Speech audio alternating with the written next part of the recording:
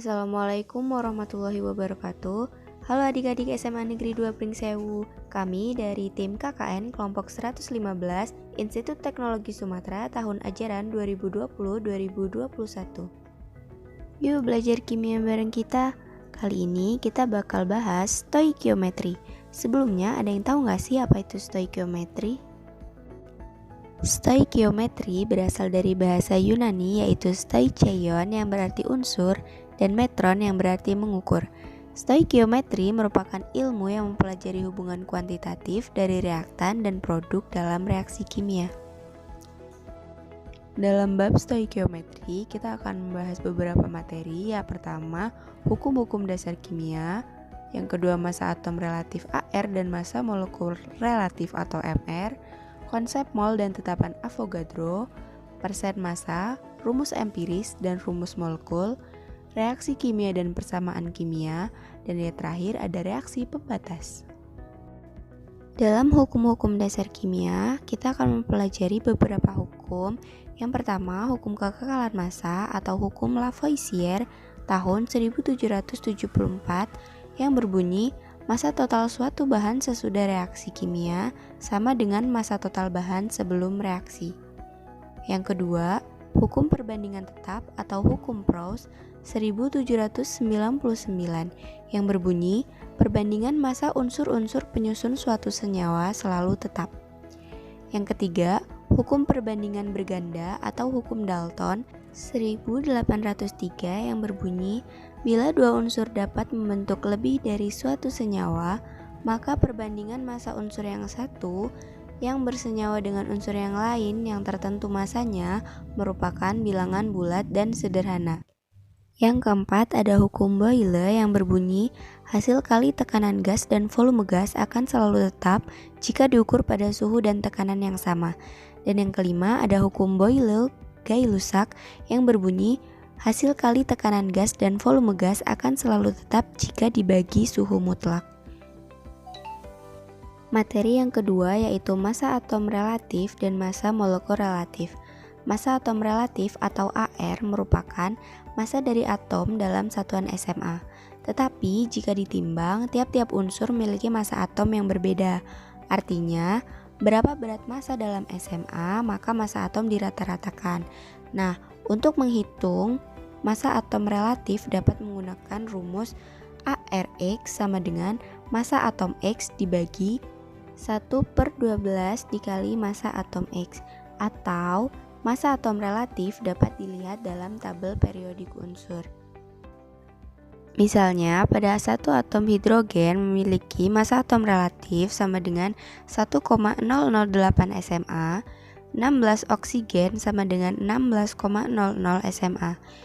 Tetapi berbeda dengan atom litium. Litium alam memiliki 7,42% atau setara dengan 6,015 SMA dan 92,58% setara dengan 7,016 SMA.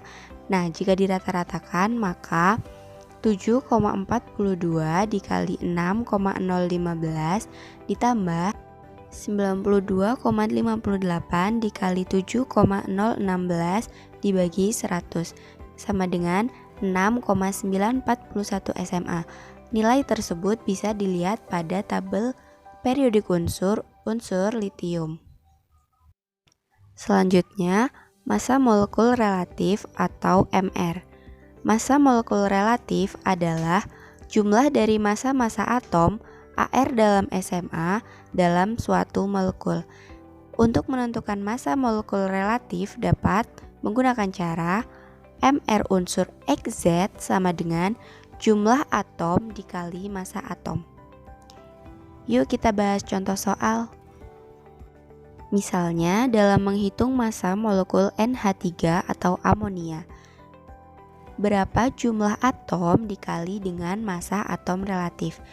Caranya, jumlah atom N sama dengan 1 dengan massa atom N adalah 14,007 SMA dan jumlah atom H adalah 3 dengan massa atom relatif hidrogen sama dengan 1,008 SMA.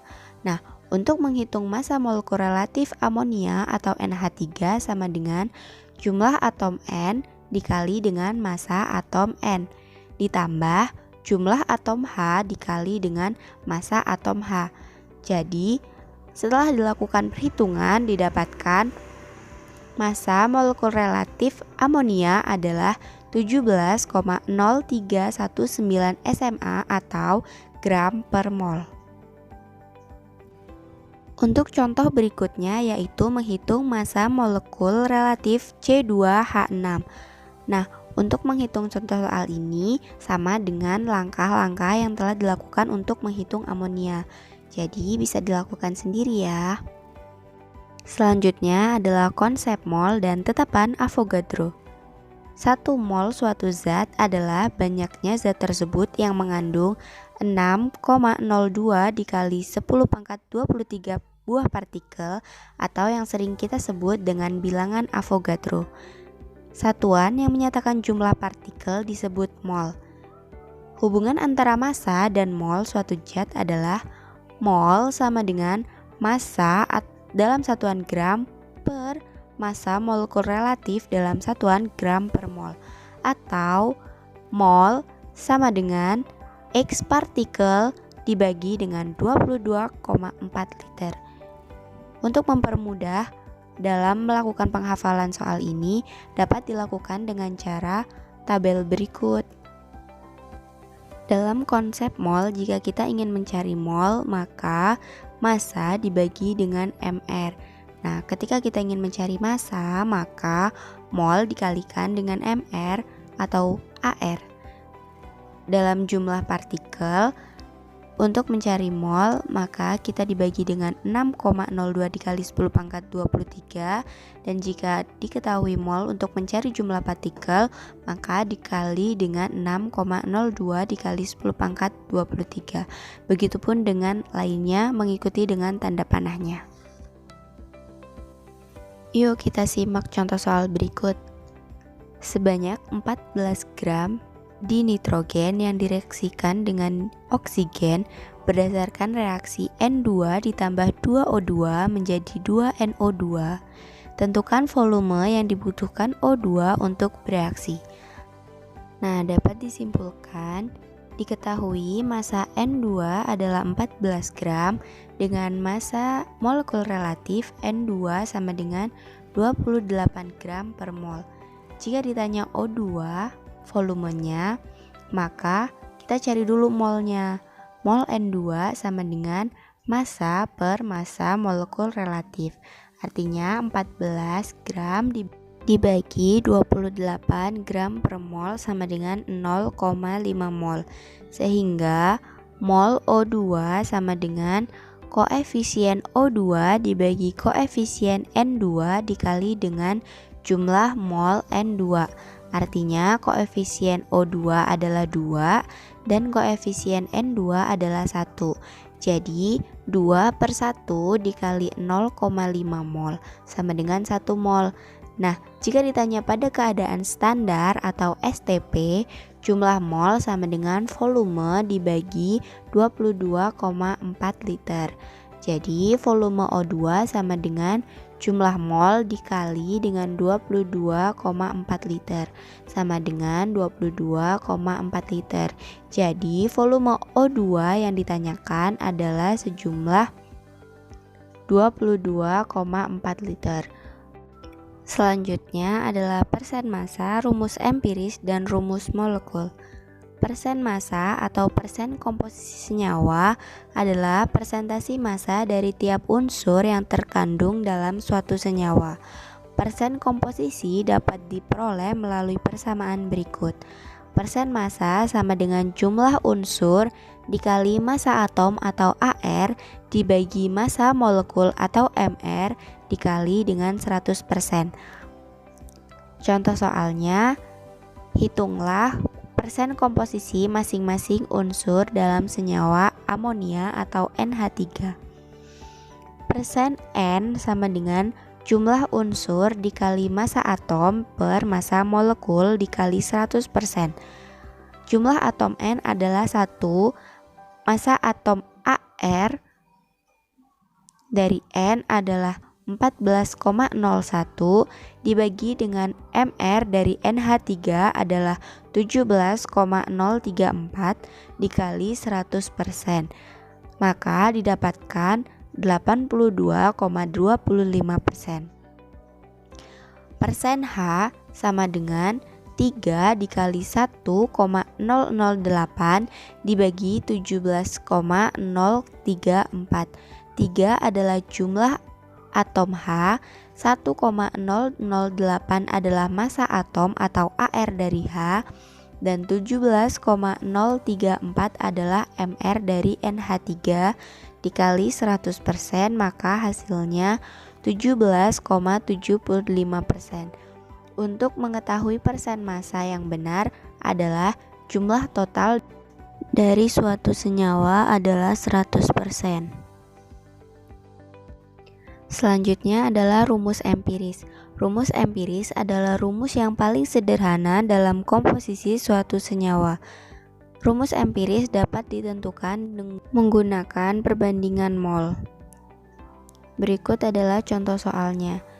Jika diketahui suatu senyawa terdiri dari 60% karbon, 5% hidrogen, dan 35% nitrogen dengan massa molar 80 gram per mol dengan massa atom C yaitu 12,01,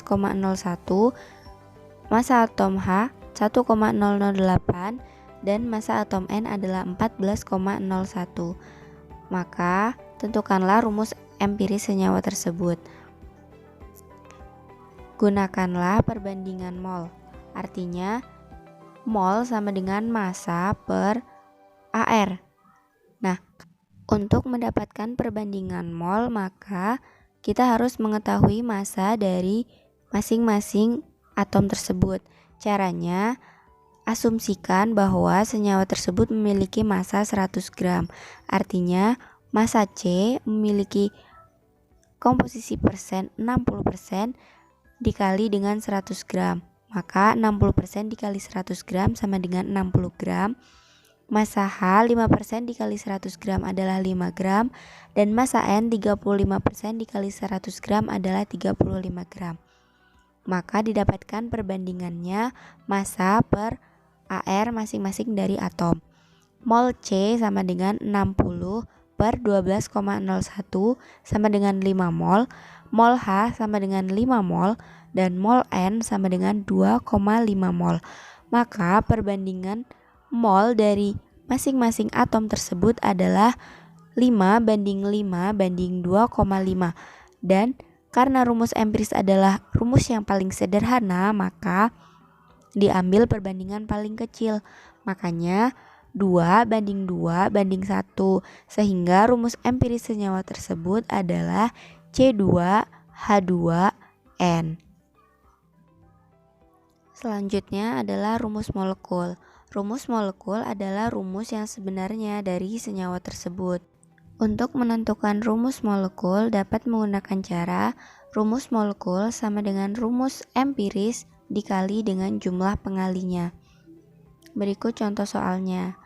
Jika kita melanjutkan contoh dari rumus empiris, maka dapat dilakukan dengan hitung massa molar dari rumus empiris tadi, yaitu C2H2N. Massa molarnya sama dengan jumlah atom dikali dengan massa atom relatifnya. Massa molar C2H2N sama dengan 2 dikali ARC ditambah 2 dikali ARH ditambah 1 dikali ARN sama dengan 40,046 gram per mol. Nah, selanjutnya tentukan faktor pengali atau N. Caranya, massa senyawa sebenarnya dibagi dengan massa rumus empiris. Tadi kan diketahui massa senyawa sebenarnya adalah 80 gram per mol, dan massa rumus empiris adalah massa perhitungan sama dengan 40,046. Jadi 80 gram per mol dibagi dengan 40,046 sama dengan 2. Jadi faktor pengalinya adalah 2. Sehingga rumus molekul dari C2H2N adalah C4H4N2. Itu adalah rumus molekul atau rumus sebenarnya dari senyawa yang kita cari tahu tadi. Selanjutnya adalah reaksi kimia dan persamaan kimia. Reaksi kimia adalah suatu proses di mana zat diubah menjadi satu atau lebih zat yang baru. Sedangkan persamaan kimia adalah persamaan yang menggunakan lambang kimia untuk menunjukkan apa yang terjadi saat reaksi kimia berlangsung. Artinya, reaksi kimia adalah proses pencampuran atau penggabungan beberapa bahan menjadi satu dan menghasilkan zat-zat yang baru. Misalnya dalam pembuatan suatu obat. Di situ kita akan mencampurkan beberapa bahan untuk bisa dikonsumsi menjadi obat-obatan yang bisa menyembuhkan segala penyakit. Kemudian kalau persamaan kimia adalah lambang-lambangnya. Yang terakhir adalah reaksi pembatas. Reaksi pembatas adalah zat reaksi yang pertama kali habis digunakan dalam reaksi kimia. Sedangkan reaksi berlebih adalah zat reaksi yang tersisa pada akhir reaksi. Sekian dari kami. Thank you.